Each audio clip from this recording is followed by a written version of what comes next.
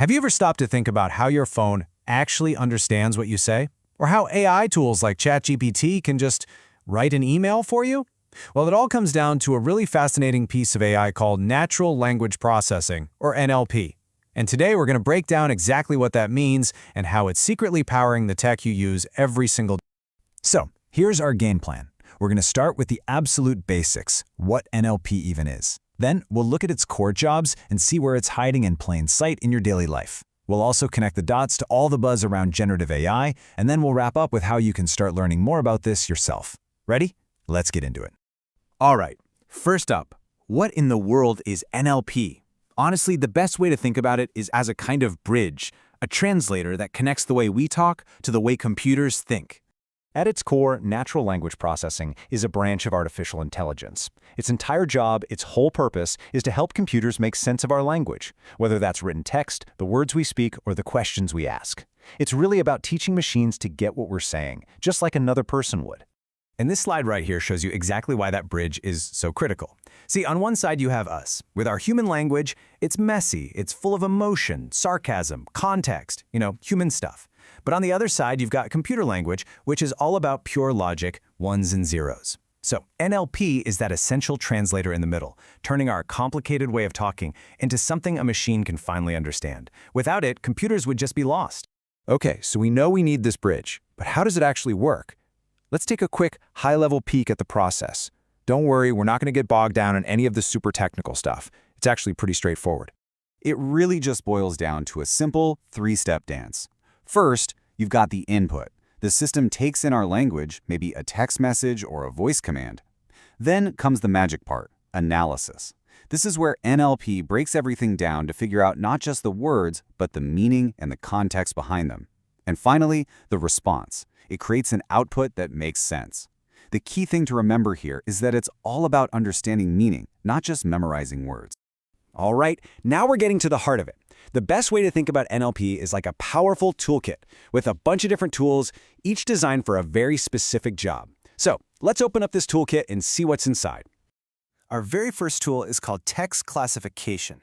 And really, this is all about teaching a machine to be a super fast, super efficient organizer for any kind of text.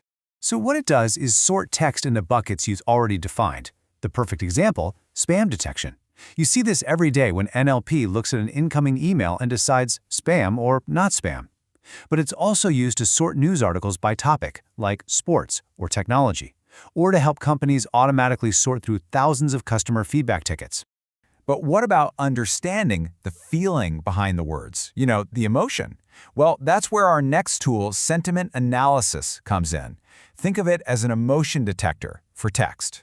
It reads a chunk of text and figures out if the vibe is positive, negative, or just neutral.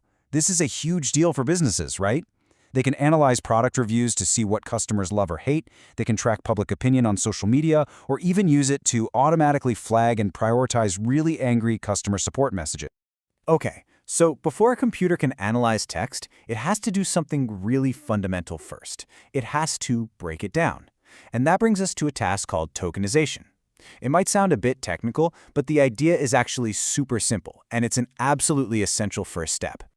Tokenization is literally just the act of chopping up text into smaller pieces called tokens, which most of the time are just words.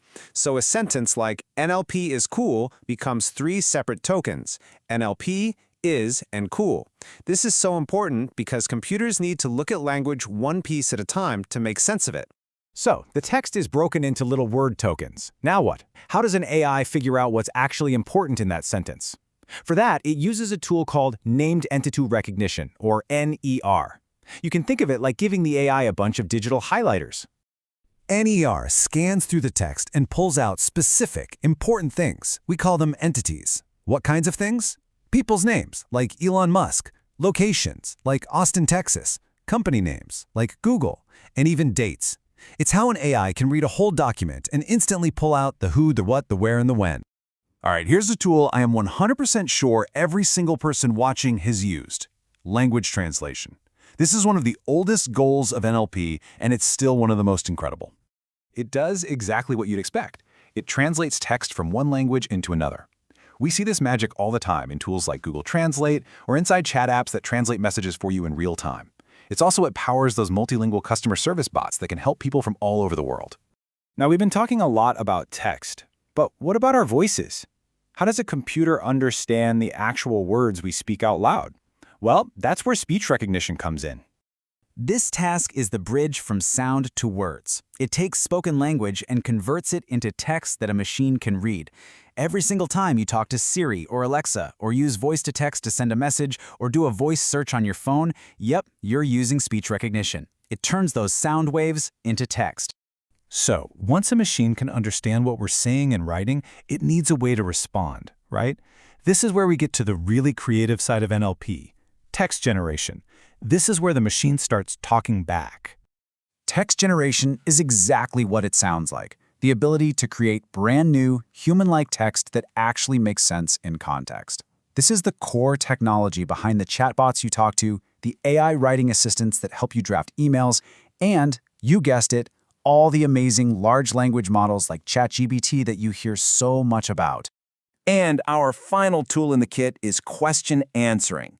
Now, this is a little different from just a simple search. It's about finding the exact answer you need and giving it to you directly. This task finds a specific answer to your question based on a body of information, like a big document or a website. You see this all the time when a search engine just gives you the answer right at the top of the page, or when a customer support bot can answer your specific question without making you read through a giant FAQ page. Okay, so we've just unboxed the entire NLP toolkit. Now let's tie it all together. You might be surprised when you realize just how often these tools are working together behind the scenes in the tech you use every single day. It's literally everywhere. Just think about it for a second. When you ask Siri for the weather, that's speech recognition to hear you, then named entity recognition to understand you want the weather for your location, and then text generation to speak the answer back to you. They all work in harmony. Your email spam filter? That's text classification. Your search engine? That's question answering. NLP is just quietly running in the background of our digital lives. And this brings us right to the cutting edge, the future, which is pretty much already here. All the incredible hype and excitement around generative AI, everything from ChatGPT to Gemini, is built directly on the foundation of NLP that we've just been talking about. I really want this point to land because it's so important. NLP is the bedrock. It's the foundation that makes all of this modern conversational AI possible. Without all the progress made in NLP over the years, these incredible new tools simply wouldn't exist.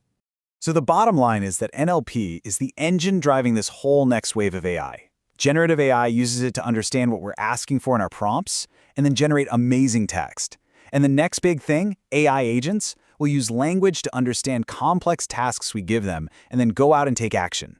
NLP isn't just a part of AI, it's the key to its future. So, are you feeling a little inspired? If you're a beginner and you want to learn more, it can definitely feel a bit intimidating. But it really doesn't have to be. Here are just a few simple tips to get you started on the right foot. First things first, focus on understanding the tasks we just went through, like what they do and why they matter. Don't worry about the complex code or the math behind them right now. Try to spot them in the wild. When you use a spam filter or a translator, think, that's text classification, or that's language translation. If you build a really solid understanding of the what and the why, you'll be in a perfect spot to explore the how later on.